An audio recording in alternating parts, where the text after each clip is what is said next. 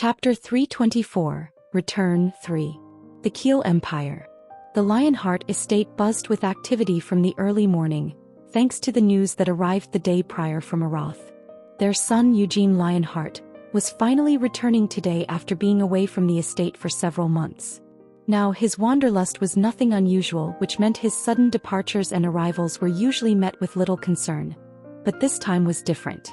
Cyan had returned a week earlier and had briefed them on the situation as requested by Eugene. In Samar, Eugene had participated in a war between the indigenous tribes within the vast rainforest. During that conflict, Edmund Kodrith, who was deemed the greatest black wizard of their time and the staff of incarceration, fell to Eugene. In addition, the demon dragon Raizakia, a Duke of Helmuth, had also met his end at Eugene's hand. Ancilla's eyes rolled back in shock and Gilead collapsed in disbelief upon hearing the news. Or, Edmund Kodrith? Raizakia? Such were not things befitting a young man of only 21 years. Unfortunately, the surprises didn't stop there. The wise Sienna had returned to Aroth. "Shouldn't we have gone to meet them?" asked Guillaume, the captain of the 3rd Division of the Black Lion Knights. He was biting his nails anxiously. Underneath the fluttering Lionheart flag, the head of the family, Gilead, stood in his uniform. Beside him, his wife Ancilla was all dressed up and desperately trying to cool her cold sweat with a fan. "He asked us to wait at the mansion and not to go out to see him," Gilead answered. Sienna's return to Aroth and the subsequent announcement of Eugene as the successor had happened a week ago. Subsequently, the news spread across the continent in less than half a day. Gilead wanted to visit Aroth as soon as he heard the news since it seemed like the right thing to do. The Lionheart family were descendants of the Great Vermouth, and the return of the wise Sienna, a figure of legend, was reason enough for Gilead to pay his respects. But just as he was about to depart, a letter had arrived from Eugene in Aroth. The message was verbose, but it could be summarized as follows. Eugene understood how surprised he might be but asked Gilead not to rush to Aroth and to wait at the Lionheart estate instead. "In a few days we'll return to the Lionheart mansion together. Wouldn't it be better to host an event within the family at that time?" Gilead agreed that it seemed like a better idea. Preparing in haste and going to Aroth for a rushed formal greeting seemed less desirable than properly preparing to welcome Lady Sienna. As a result, the Lionheart estate was now busier than ever. The Black Lion Knights, tasked with guarding the Uklas Mountains, left only a small garrison at the castle while the rest rallied at the estate. Moreover, the scions of powerful collateral lines within the family had also flocked to the estate. As a result of the influx, the estate was filled with hundreds of people, not to mention over 100 elves currently residing there. The elves had also emerged from the forest in their finest attire. Never in the history of the Lionheart family, spanning hundreds of years since their founding ancestor, had so many people gathered at the main estate. Indeed, they could have scaled the gathering to even grander proportions if they wished.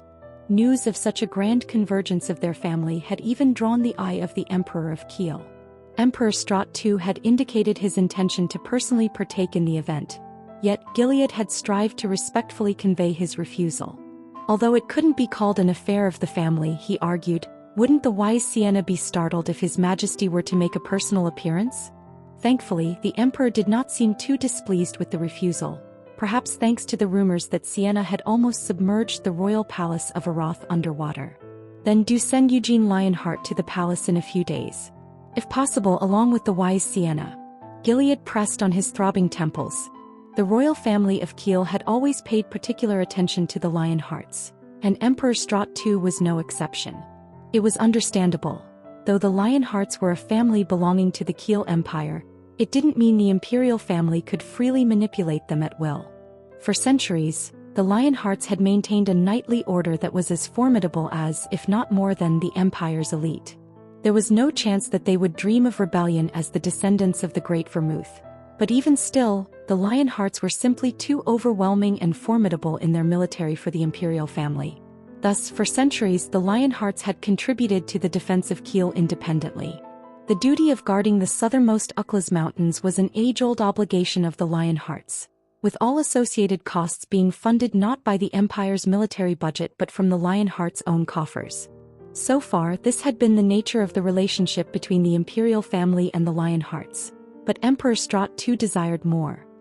His ambitions were to claim the Lionhearts entirely for the imperial family, with the turbulent circumstances of the continent subtly bringing his desires to the fore.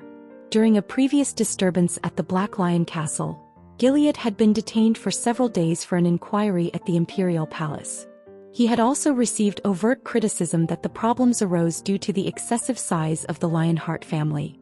The emperor had demanded that all the Lionheart knights be incorporated directly under the imperial palace, and Gilead had spent days politely refusing. Of course they would covet. It's only a matter of course. Gilead thought of his adopted son, Eugene Lionheart. He had known it since Eugene was but a child, but the boy was exceptionally talented. He was such a remarkable boy that Gilead, for the first time in the family's history, had taken him in as an adopted son. It had been more than worth it. The child had been born with too many gifts. He received recognition from the Holy Sword and became the successor to the wise Sienna. Even the reclusive demon king of incarceration of Helmet was paying close attention to Eugene. Even if Eugene himself rejected the role of the patriarch, his name now represented the Lionhearts of the current age. While one might covet, one cannot simply possess. That child is not one to be tamed. Regardless of whatever promises the Emperor of the Kiel Empire might make, Eugene wouldn't pay them heed. It was this steadfastness that made Gilead anxious.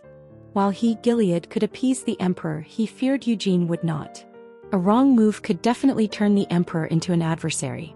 Gilead fretted not only for the future of the Lionheart family but also for the potential hindrance the Emperor might become to Eugene's future. "Family head, are you not well?" Cyan cautiously asked from the side.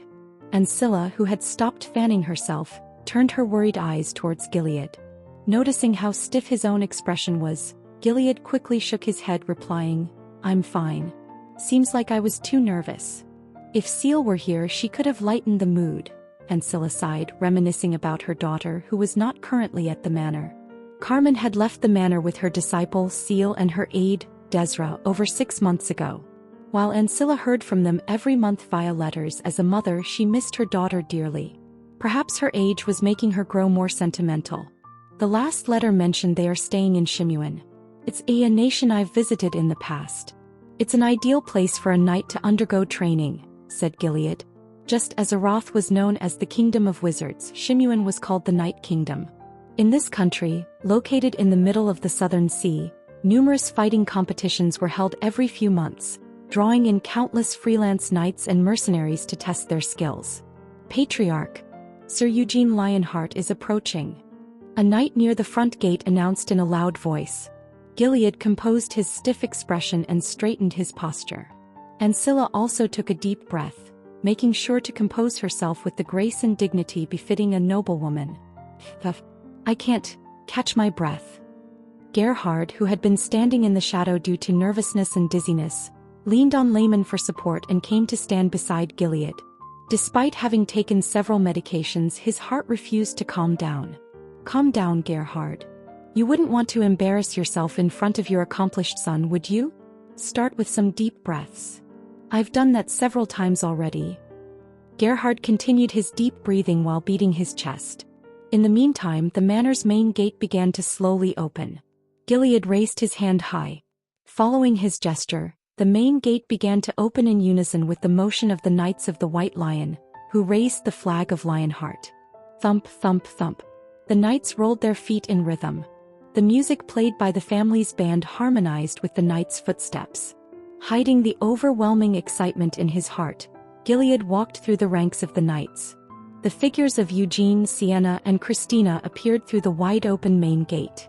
Instead of approaching them immediately, Gilead halted midway, bowing his head towards Sienna. "I thank you for gracing the Lionheart family with your presence, wise Lady Sienna." What? The Knights of Lionheart, the members of the main and the collateral lines, the servants of the main house, and even the elves united their voices into a triumphant cheer. "The Saint of Light, Lady Christina Rogerus," Gilead continued. What? A roar of applause ripped through the air once more. Christina had previously been a guest at the Lionheart's banquet, but her presence incited just as much excitement as before. And the Blood Lion of Lionheart.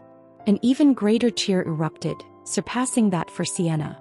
"The singular Dragon Slayer of our time. Had Carmen been present today, she would have been the one to speak these words. However, alas, she was absent. As such, Gilead had to swallow his embarrassment and announce the title himself. It was necessary after all. The wise Sienna was a living legend. Christina Rogerus was the saint, a figure deserving of universal praise. However, this was the territory of the Lionhearts. In this place and at this moment, the one who deserved the most praise and attention was not the wise Sienna or the saint. It was the young hero who was leading the Lionheart clan into the future. Or rather, the present. Carmen had bestowed upon him the title of Blood Lion. The world hailed him as the hero. From today onwards he would bear another title. Dragon Slayer. Everyone bearing the Lionheart's name cried out in awe. A Dragon Slayer. What a resounding title.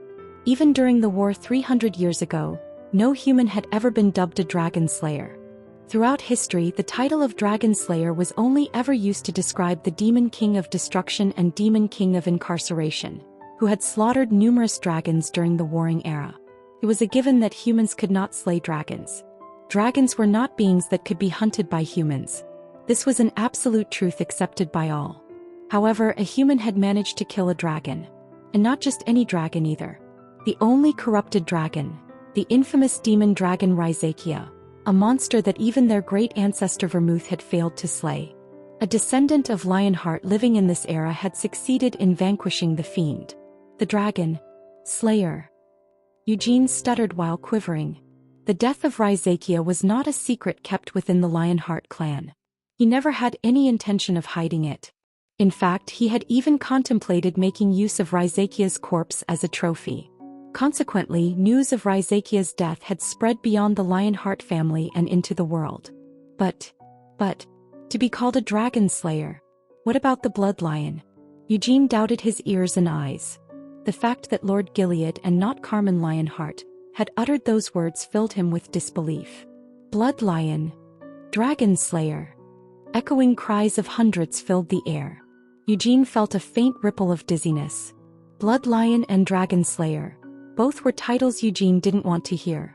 Why did he need such petrifying, cringy titles? It's still better than the stupid Hamel, no? Mare teased while suppressing a chuckle from within the cloak.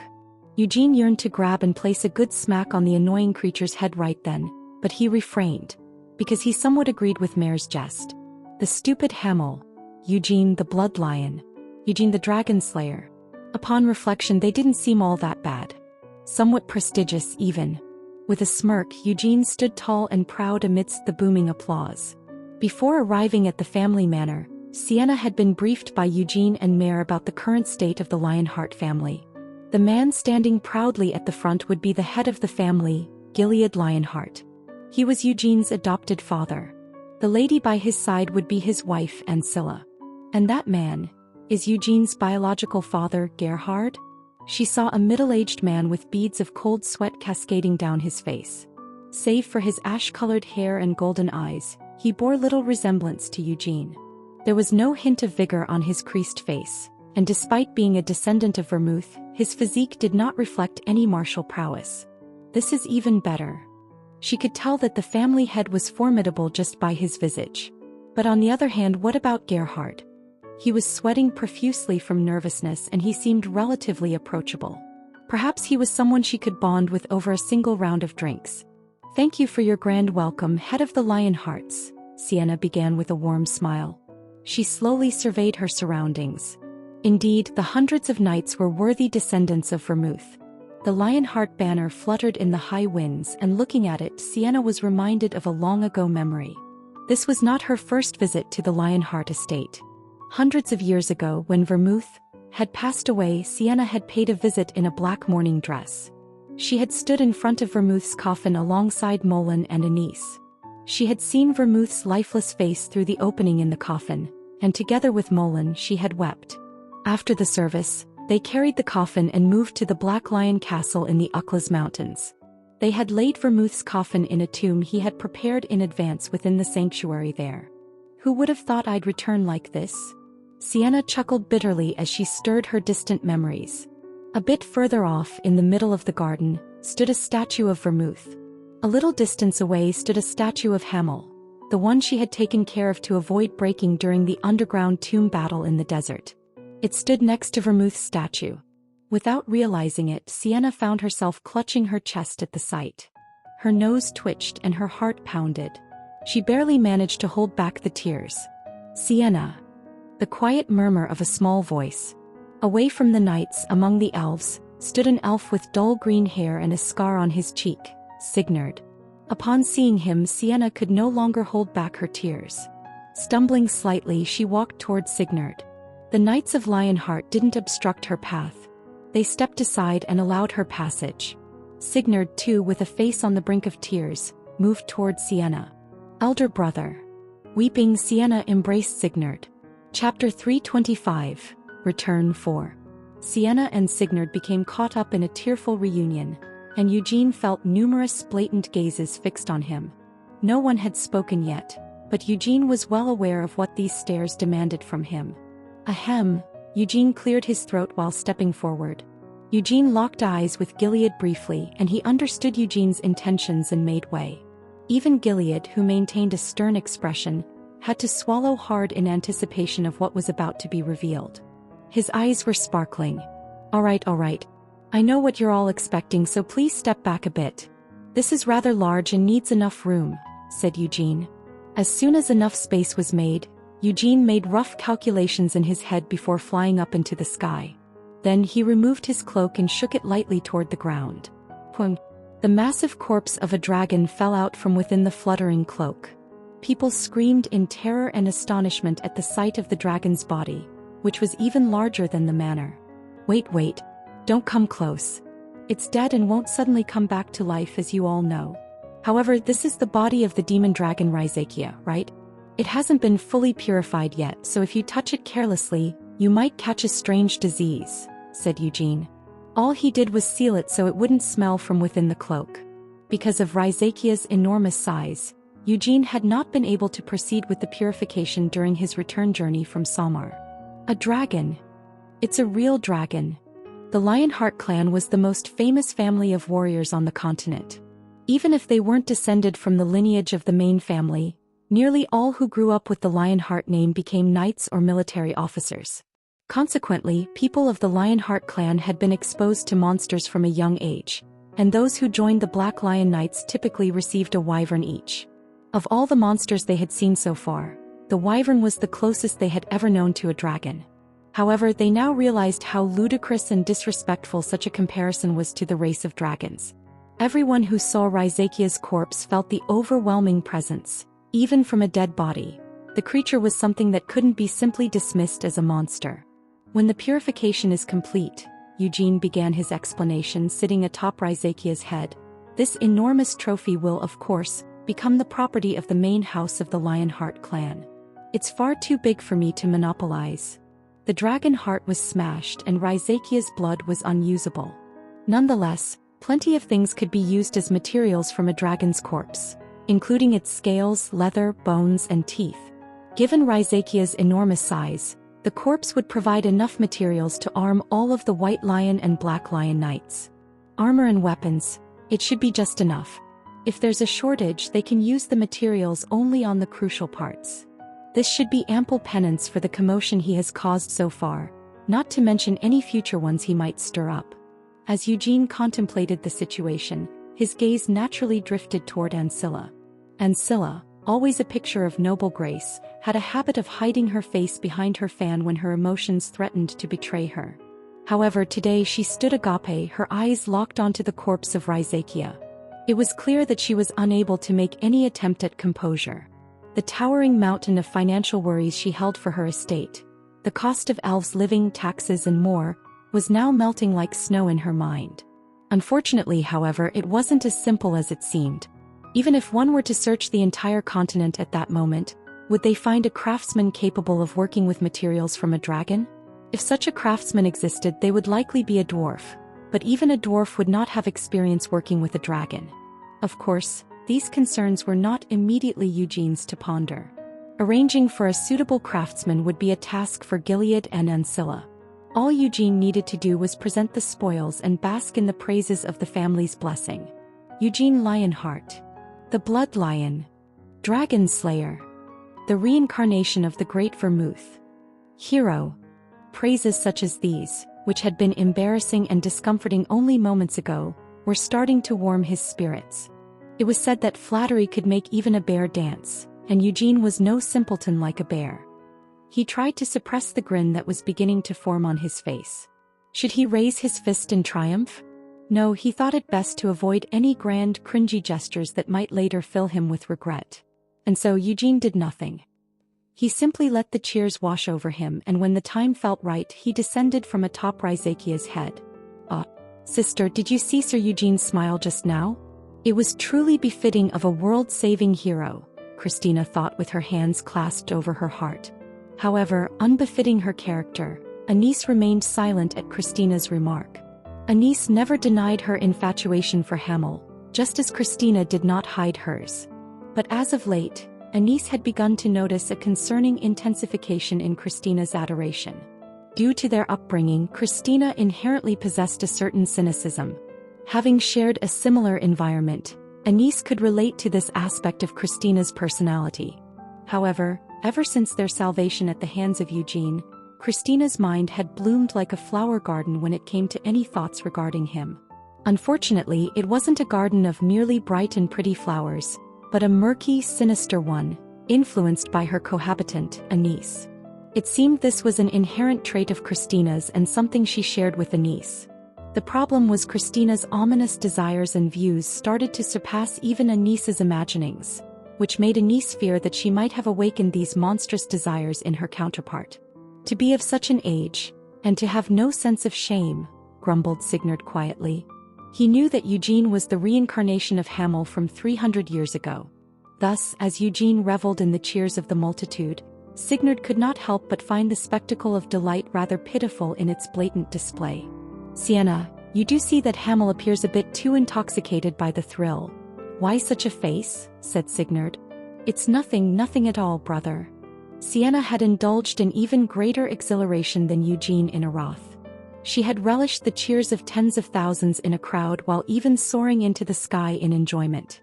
During her tours of the towers and the guild, she had proudly displayed herself to the wizards of the present age as if it had been a matter of course. So when she heard Sigurd's words, they stabbed at her heart. I heard you were afflicted with the demonic disease. Are you truly well? She had heard about Sigurd from Eugene. As she remembered it, Sienna's last encounter with Sigurd was after the war had ended. It was during the elves' requiem, which was held in front of the world tree. Elves were inherently not prolific and their numbers rarely increased. Moreover, too many elves had died in the war 300 years ago. The massacre had been led by the Dark Elves under the command of the Rakshasa princess Iris, who had been serving the demon king of fury. Iris herself had been an elf ranger, and having a complete understanding of the elves, she had led the Dark Elves to hunt the elves in unimaginable ways. They had burned down entire forests, taken elves hostage, tortured them, and brutally murdered them before displaying their corpses for all to see. Why had she not killed Iris? Why had she not avenged their brethren? Many elves had asked Sienna this during the requiem. Naturally, Sienna had wanted to kill Iris as well. She had slain the demon king of fury but missed killing Iris and Oberon.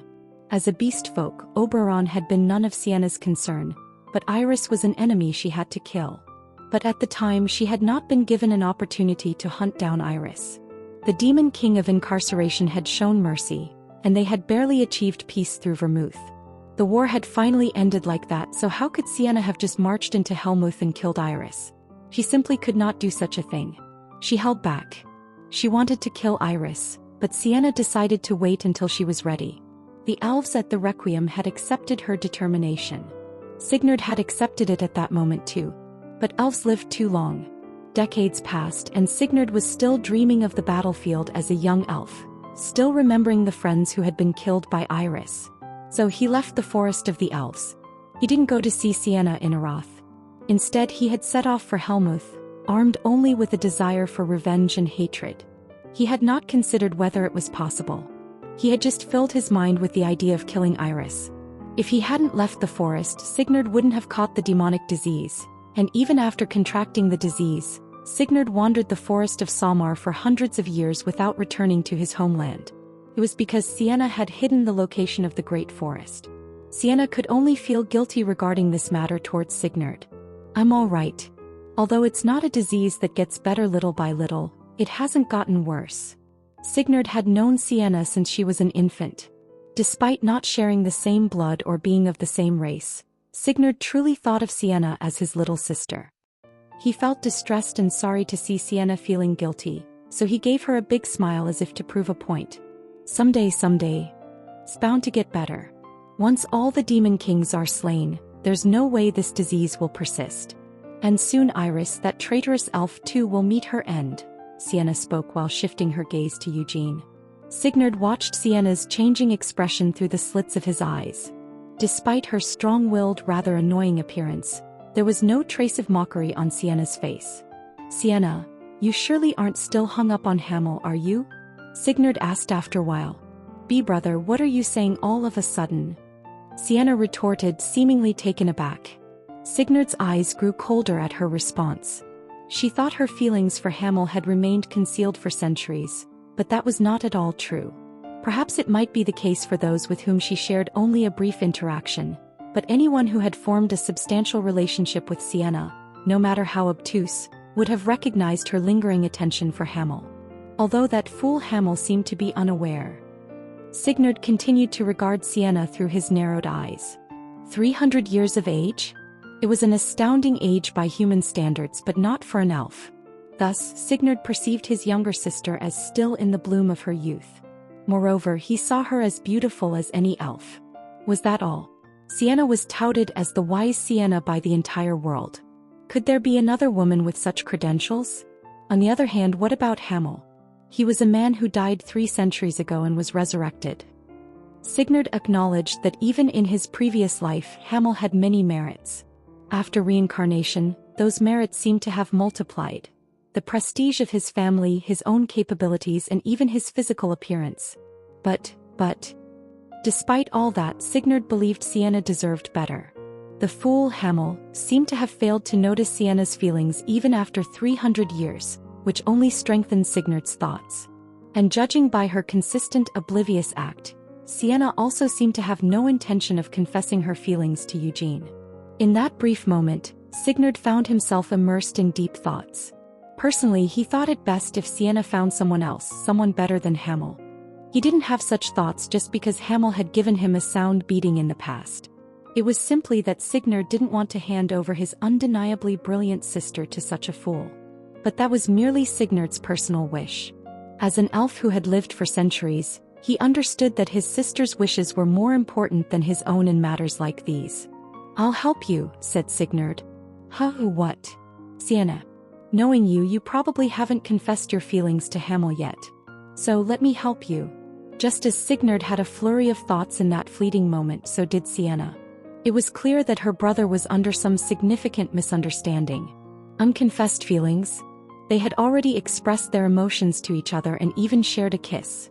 But was that of any importance right now? Sienna focused on Sigurd's offer to help. Didn't it imply that she had gained an absolute ally who was unequivocally on her side? Anise and Christina were like wolves. Mare had informed Sienna how cunningly Anise and Christina had acted in the Lionheart house. Using their status as the saint capable of wielding divine power, they've been healing minor injuries of the Lionheart Knights every day and accumulating goodwill, haven't they? Undoubtedly, the name the Wise Sienna carried significant weight in the Lionheart manor. But how would everyone perceive a relationship between a 21-year-old young man and an archwizard who lived for 300 years? Would the Knights of Lionheart not think that the young saint in her 20s suited Eugene better than their forefather's comrade? Age was not important. Especially for a wizard like Sienna, age truly was just a number. Even so, she felt bothered by it, which meant that Sienna didn't think of age as simply a number. Sienna tried not to be conscious of it. I'm not exactly sure what you're saying, brother. But if you're offering to help, why would I, your younger sister, refuse? Responded Sienna. Then I will help you right now. You love Hamel. No, we can't use that name here, not in front of everybody. So, we tell everyone that you love Eugene, suggested Sigurd. Elves didn't understand the hearts of humans, and this fact was hammered into Sienna once more. Are you insane? Stop this nonsense, brother. Just stay put for now. Don't do anything until next time I need your help. Sienna quickly interrupted Signard, causing him to shut his mouth. They crammed the enormously large carcass of Rhizachia back into the cloak. Afterward, Eugene, Christina, and Sienna entered the manor under the awe-filled gaze of everyone. "Why the long face?" asked Eugene. What's wrong with my face?" responded Gerhard. "You look like you've been holding in a dump for 3 days. Is that how you want to look when you greet your son, who has returned after such a long time?" Gerhard's face crumpled at Eugene's joke. While glancing at his son who was smirking mischievously, he also stole glances at Sienna. Under normal circumstances he would have reprimanded his son for making fun of him, but he couldn't do so now. Not in the presence of the wise Sienna. Sir Gerhard Lionheart. Sienna noticed that Gerhard was conscious of her. She gave a soft smile. She subtly shifted her body to the side, leaning her shoulder towards Eugene and met Gerhard's gaze. "The successor I chose, Eugene Lionheart, was raised remarkably, a feat entirely attributed to your efforts, Sir Gerhard," continued Sienna. "No, not at all. I didn't do anything to raise my son." "Did you not trust in your child and support all his needs and aspirations?" "Ahem. Well, yes." Gerhard's lips curled up at the compliment. In fact, even by his own assessment, Gerhard didn't think he was a terrible father. After his wife's death, Gerhard adjusted his entire lifestyle and ambitions to match his newborn son Eugene. "Though it's hard to believe he's my son given how outstanding he is." He had never taught Eugene the sword personally. But if Eugene needed a wooden sword, he immediately found it for him. He had done his best finding Eugene a sword instructor if he asked for it. Sienna couldn't help but grin inwardly when she saw the tension slowly dissipating from Gerhard's face. It was as expected. Complimenting his son had been the right answer. Chapter 326. Return 5. Once more welcome to the Lionheart family. "Thank you for coming." Gilead commenced the dialogue as he sat before Eugene, Sienna, and Christina in the family's reception room. The conversation proceeded naturally and casually. "Oh, thank you for acknowledging Eugene as your successor. How could I not take such an exceptional child as my successor?"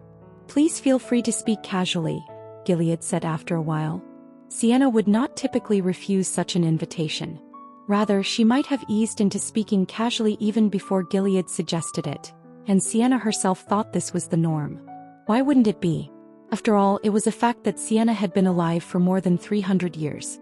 Gilead looked to be middle-aged, while Sienna was a youthful, pure young lady in appearance. But regardless of their exterior, Gilead was a distant descendant of Vermouth to Sienna. Right? You guys would prefer that too, right? You know your grandfather's grandfather, your ancestor Vermouth? I used to casually banter with him. I thought I was going to die having to speak all spiffy. She desired to say such words, but she held herself back. She couldn't speak such words here, not in the Lionheart mansion. The reason being solely Eugene, who was sitting next to her. No, it's okay. I respect my friend Vermouth, and in the same manner I respect his descendants, the Lionheart clan, you all, in short. Sienna played coy. She didn't think it would give off a good impression acting so casually in front of Eugene's foster father, foster mother, and his birth father. Simply put, Sienna held a somewhat romanticized view of calling them by their formal titles such as mother-in-law, father-in-law, father, mother, etc. "She's playing coy, I see," commented Anise. "I find that side of her slightly adorable." Christina chimed in. "You find her lack of assertiveness endearing?" Anise questioned, to which Christina simply smiled without responding. Yet Anise was mentally connected with Christina and understood what she was thinking. A scary child. Anise couldn't help but think as she peered into Christina's enigmatic mind. Gilead admired Sienna's response. The conversation resumed shortly as Gilead praised Sienna's accomplishments and honor while Ancilla lauded Sienna's dignity and beauty. Gerhard expressed his gratitude for treating his son Eugene with kindness and care. "Should you find anything uncomfortable during your stay at the Lionheart estate, please do not hesitate to bring it up." "Yes, please do so. Even if it is something minor," Gilead and Ancilla said with a smile. "I'll continue staying here," Sienna too responded with a smile. "Pardon? For a while." For a while. "Really?"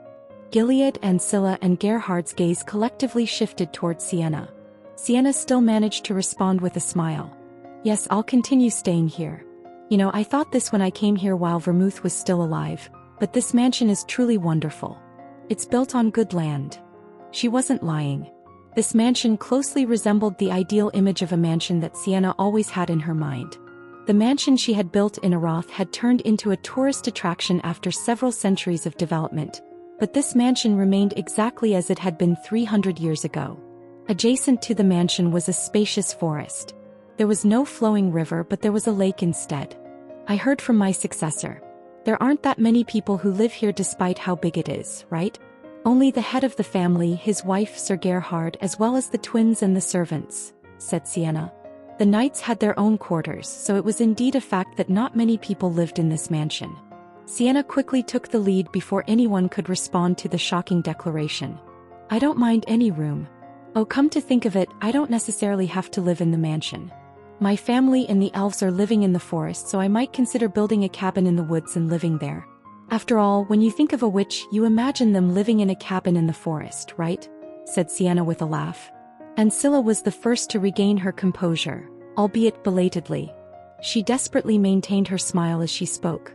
But Lady Sienna? Arath has been waiting for your return for 200 years.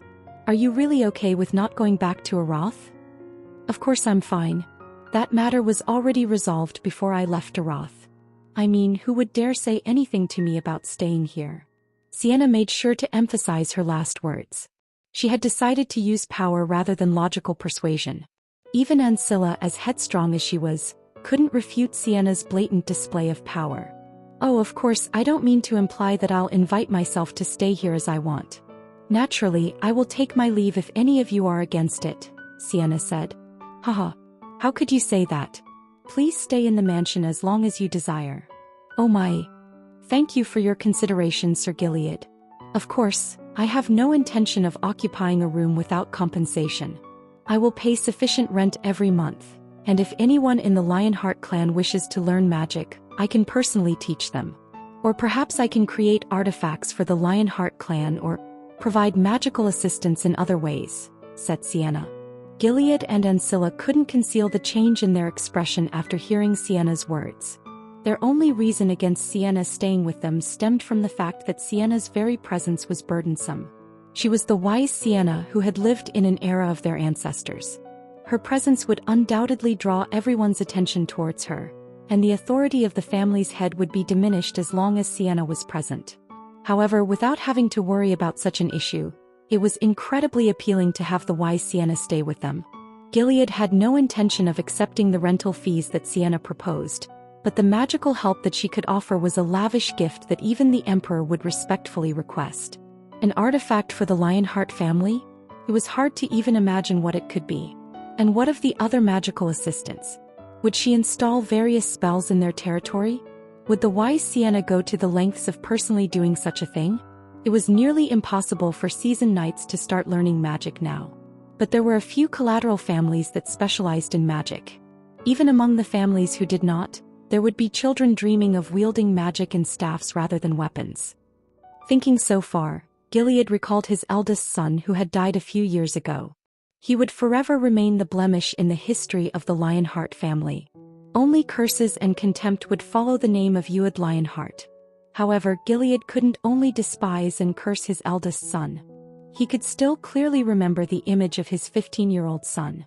His eyes had sparkled after seeing magic during the bloodline continuation ceremony. Thank you, Gilead said sincerely. There was no point in imagining what would have happened if Ued had not fallen into corruption. If Ued had matured into the wizard he dreamed of becoming and met Lady Sienna. It was pointless pondering. Gilead erased the image of Ued from his mind and gave a deep bow to Sienna. See, it worked out well, Sienna nudged Eugene's side with a smirk. Of course it would. Who would say no to what you're offering? Responded Eugene. Wouldn't you have said no if you really disliked it? Countered Sienna. There's nothing to dislike. We have all of this land. It won't cause a problem just because you're living here, grumbled Eugene before looking back. The sun had set, but the mansion was still brightly lit. The guests from various parts of the continent were enjoying the party in the garden, but Eugene, Sienna, and Christina, the protagonists of the party, were walking together on a secluded path in the woods. So, where are you planning to live? Are you really going to build a cabin in the woods and live there? Asked Eugene. The idea is quite appealing. But it's not like I have to choose one or the other. Can't I live in the mansion and also in the cabin? Said Sienna. She hesitated because of Christina and Anise. What if those hungry wolves pounced on Eugene in the mansion while Sienna was staying in the cabin? Gulp. She allowed her imagination to take over just for a moment. She didn't tremble with anger as she had expected, but that didn't mean she wanted to leave Eugene in the grasp of the hungry wolves. Do you ever realize that you sometimes look at me with strange, eyes? Eugene said, shrinking back. He felt an instinctive feeling of danger. Sienna would occasionally make such a face. Her eyes would swirl as if painting whirlpools, her body quivering as she swallowed. Whenever Eugene faced such a gaze, he felt like a frog in front of a snake. What's wrong with my eyes? Asked Sienna. Should I say, it makes me uncomfortable? Sienna kicked Eugene's shin with a grimace. Stop talking nonsense. You're free tomorrow, right? Let's go to the city together, said Sienna. Why the city? Asked Eugene. She had worked up the courage to suggest it. Why did he always have to ask for a reason? Why couldn't he simply agree to it? If they were going, they should just go. Sienna glanced at Eugene's face and with a firm voice she explained, we need to purchase materials for Frost's enhancement. Plus, I want to explore the capital of the Kiel Empire. Mare said she'd love to tour the capital with you and me. Afterward, Sienna cast a sneaky glance at Christina. Christina's expression barely betrayed her feelings. After a moment's hesitation, Sienna cleared her throat before continuing, just the three of us. You don't need to be afraid, said Christina, slightly turning her head towards Sienna. Afraid? Me? Sienna felt as though she'd been struck on the head with a hammer. She immediately widened her eyes and glared at Christina. What do you mean I'm afraid? She shouted. I'm sorry. I misspoke. I meant to say that you don't need to worry, Christina corrected herself. I'm not even worried, blared Sienna. Yes, rest assured, Lady Sienna. I won't disturb your peaceful and private time with Sir Eugene. Christina clasped her hands in front of her chest and looked at Eugene, saying, since I have to take care of the favor Sir Eugene asked me, please enjoy your city visit on my behalf as well. Purifying the massive body of Raizakia would likely require a month of prayers. It was a daunting task, but Christina had gladly pledged to do so for Eugene. Sienna knew what the favor was about.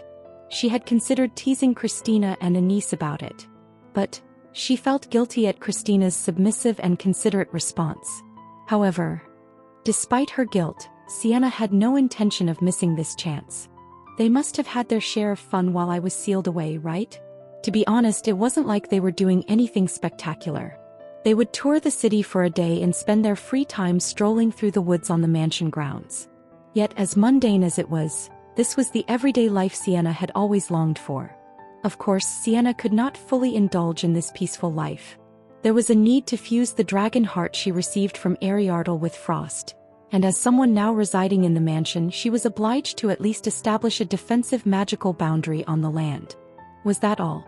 She was also needed in the distant northern region in the Kingdom of Ruhr to meet Molin. He was said to be at its very edge. And there was Iris, said to be pirating in the southern seas, as well as the black wizard known as Amelia, the one who had toyed with Hamel's corpse. Moreover, there were the demons and the demon kings. Finally, Vermouth as well. There is plenty of time, yet I can't afford to play around. There is too much to be done. She needed a bold gamble. Sienna surreptitiously turned her head to look at Mare. Mare's hand was clasped in her own. Mare too raised her head to look back at her. Two gazes of green hues met. Though no words passed between them, they both nodded, each thinking the same thoughts. Tomorrow's theme was family. As usual, Ancilla woke up and prepared herself just before dawn, making sure that her appearance was kempt and proper for the matriarch of the prestigious Lionheart family. The feast from the night prior had wrapped up, and all the guests had been sent off to their respective territories. From today onwards, the Lionheart estate would be returning to its usual state. Even though Lady Sienna is staying as a guest, she could not allow herself to be overly conscious. The head of the Lionheart family was still her husband, and only Ancilla was to support this great family from behind the scenes. As such, Ancilla steeled her resolve anew the moment she stepped out of her room. Even if the wise Sienna was staying as a guest, Ancilla was determined to be steadfast. Right, she would ensure she would not bend even in front of the wise Sienna. Rather, she would make sure that Lady Sienna would respect her wishes when in this mansion. Ancilla did not seek assistance for the first grooming of the morning. She was unwilling to show her disheveled appearance to anyone except her husband.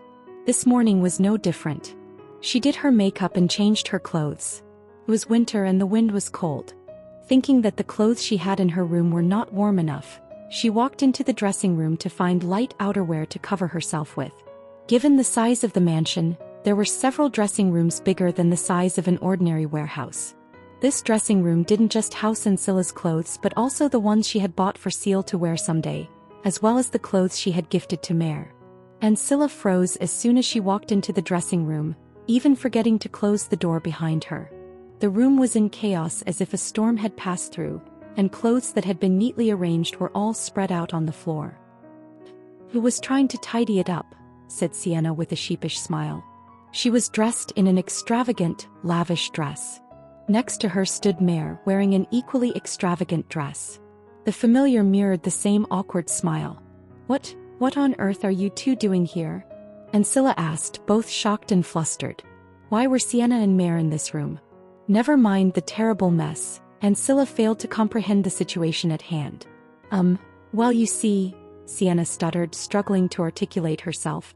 In a bind, she cast an imploring glance at Mare, who with a light-hearted chuckle stepped forward towards Ancilla. "Actually, Lady Ancilla," Mare began, "Lady Sienna, Sir Eugene, and I have planned an outing in the city today. I wanted to wear this lovely dress you've gifted me for the occasion." As for Sienna, she blushed slightly, clearing her throat before she spoke. Lady Ancilla, have been so long removed from worldly matters that I'm not quite used to the modern trends in clothing. I thought perhaps your stylish wardrobe could inspire me, but it seems I had become overly enthralled." Indeed, it was the truth. She had only intended to help Mare choose her attire at the beginning, but the array of garments stored here had caught her attention far too well. I see," Ancilla replied. How could anyone be upset when the wise Sienna was giving such a confession? Ancilla wasn't even upset. Instead, Sienna's compliment on her sense of style had, in fact, pleased her. "I shall leave you to it then. Please feel free to explore," said Ancilla. Wait. Now that you're here, could you perhaps assist us?" Sienna implored. "Pardon?" Ancilla quirked an eyebrow. The room was filled to the brim with clothing. So many choices appealed to Sienna and Mare, but they couldn't decide what to wear. Upon hearing their predicament, Ancilla nodded.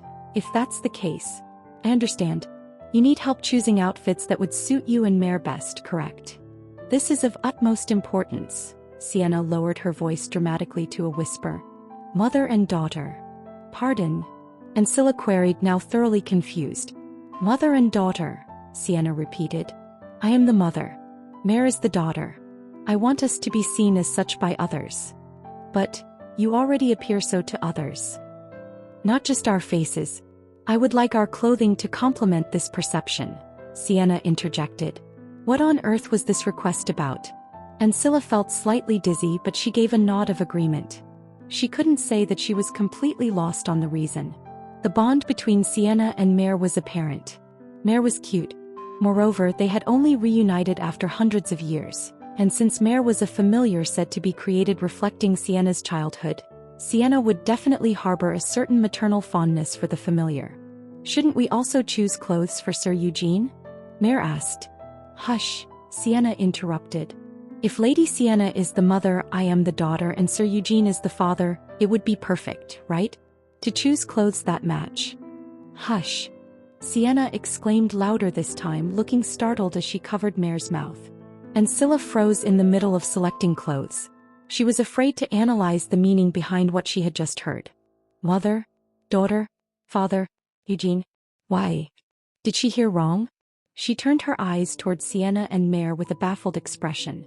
Sienna offered an awkward smile as she continued covering Mare's mouth. "Lady Sienna lacks courage. It's better to admit it beforehand since it will eventually come out anyway. That way you can get help." Mare's grumbling voice echoed in Sienna's mind as she blushed.